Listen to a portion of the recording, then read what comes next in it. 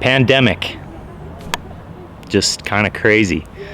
So I'm a nurse. I work at a little hospital here that's kind of on the west side of our town, and so been working a lot lately. And when I'm not at work, I obviously we're here in New Mexico. We're basically quarantined. Our governor just put I don't know, I think it was like a couple of weeks. She's asked everybody pretty much just to lock down and stay home.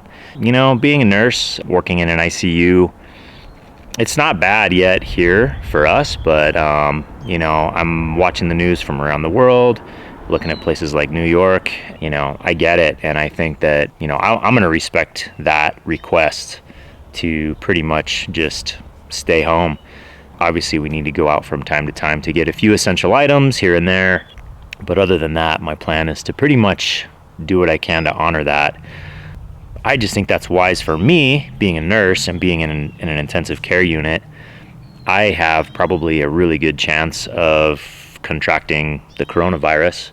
And, you know, I don't want to, but if I do, I don't want to be blowing that off, you know, and blowing off this order to stay at home. And then I go out and go do whatever I want and, you know, maybe unknowingly kind of spread it to other people. While I'm home and I'm spending a lot of time at home, I'm actually kind of excited about that, because if you watch my last video from a few days ago, I've been doing a lot of work in the yard. I'm really excited about all the stuff that we're building in the yard, stuff that I'm planting. I've got seeds started and stuff like that.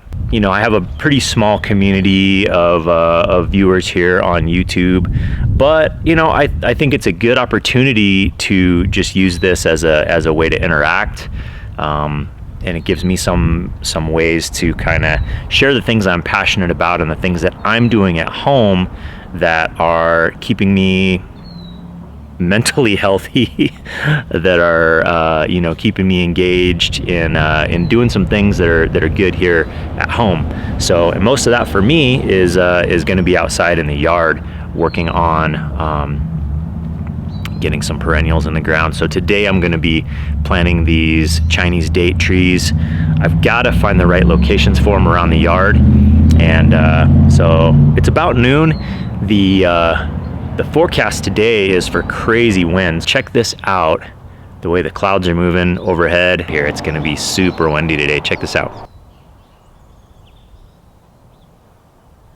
Okay, that wasn't that impressive. Oh my gosh, it's about to get crazy windy. So, I mentioned that I'm a nurse.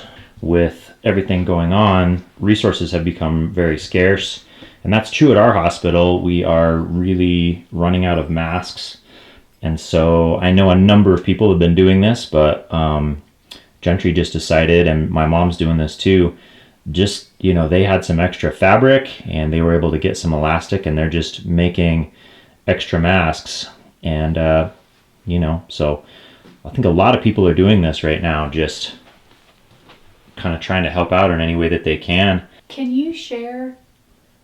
Sorry, you can cut this That's part okay, out. yeah. Why the masks would be important? Because I have had a lot of questions about, like, can hospitals use DIY masks? Mm-hmm. How would they use them? Because I think that, you know, for people to understand, and then other people that could use them, like grocery store workers. I don't know all the technical specifications of this mask versus that mask. I do know that the masks that we need to wear in hospital situations have to meet certain specific technical requirements in order for them to be considered safe for this situation and not for that one, or, you know, whatever. The reason that these masks are helpful for, you know, potentially for some hospital personnel, or, you know, some people are even making them and giving them out to grocery store workers, you know, people in the trucking industry, just all those essential workers that are out there doing stuff. I really think it's a great idea, you know, for us to be using these masks. And for me, in my profession, the way that these are helpful, they're helpful in a number of ways. Do they, you know, would these prevent by themselves someone getting, you know, potentially getting infected with the coronavirus? No, probably not.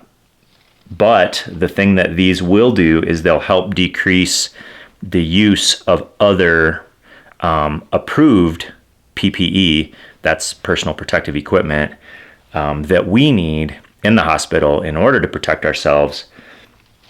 We can give these kinds of masks out to, say, patients when they, come into the ER, just to cover their face, or to a family member to cover their face. Again, if someone has the virus, this may not completely stop the transmission of that, but it certainly would be better than not having anything at all. Another way they're helpful is, for example, there's a mask called an N95 mask that is something that we would be required to wear in certain situations with certain types of patients. And, we're really running low on these masks to the point now where I've been given one N95 mask. And at this point, the current recommendation is that I keep that mask and do not throw it away. So what a lot of people are doing is they're getting these types of masks, which would help keep your N95 clean. And so, in an emergency situation, you could be able to put on your N95, put something like this over the top of it. And is it perfect? Is it a best case scenario? It's not. But this is a pandemic, and, this is not something that really has been dealt with in the modern medical era. And everybody's kind of scrambling right now to do the best that they can. And so I think this is something that is definitely helpful. It's definitely a step up.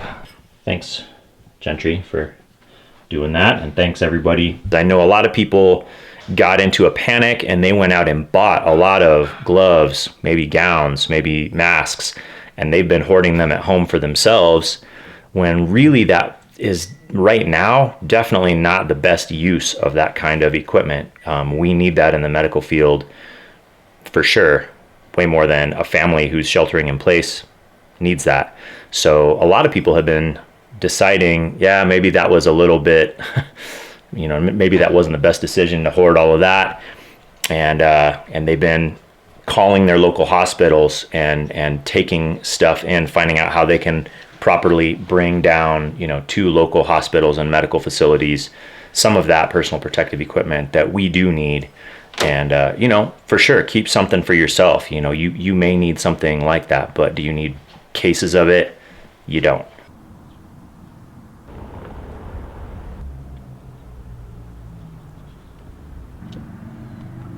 So the Fig Man of New Mexico, I think I was calling him the Fig Man of Albuquerque on the last video. I think he's called the Fig Man of New Mexico. He was showing me if you take a knife and you kind of just scrape a little bit on the, and I'm scraping a lot here because this one's dead. Yeah, right in there. You should be able to see that's a little bit green. Dead. Fresh compost from my pile. Pretty good looking stuff. You can see there. All right, a little compost and then mulch over the top. Come on, figs.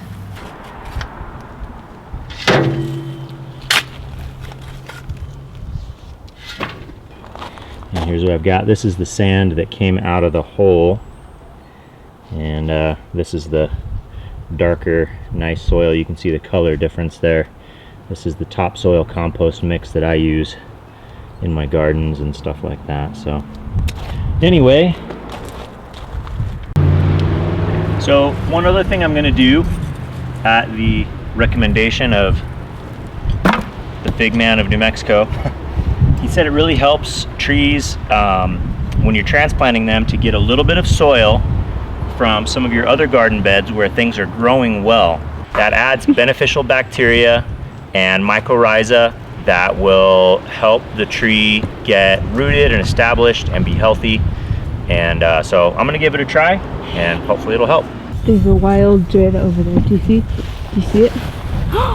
Whoa. Ah! Now you run!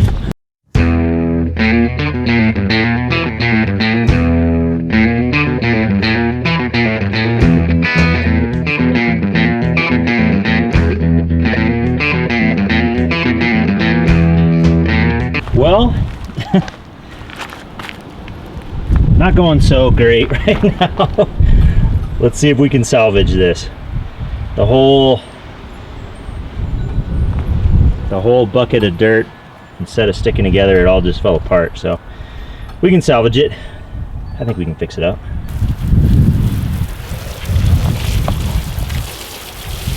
I was really hoping today to get all 3 of my Chinese dates in the ground, all 3 jujubes in the ground.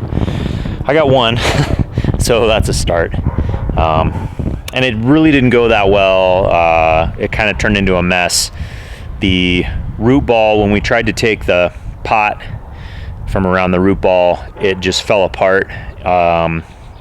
It just was not holding together very well. I expected there to be more actual roots in the pot, and I just don't think there were that many roots growing in there.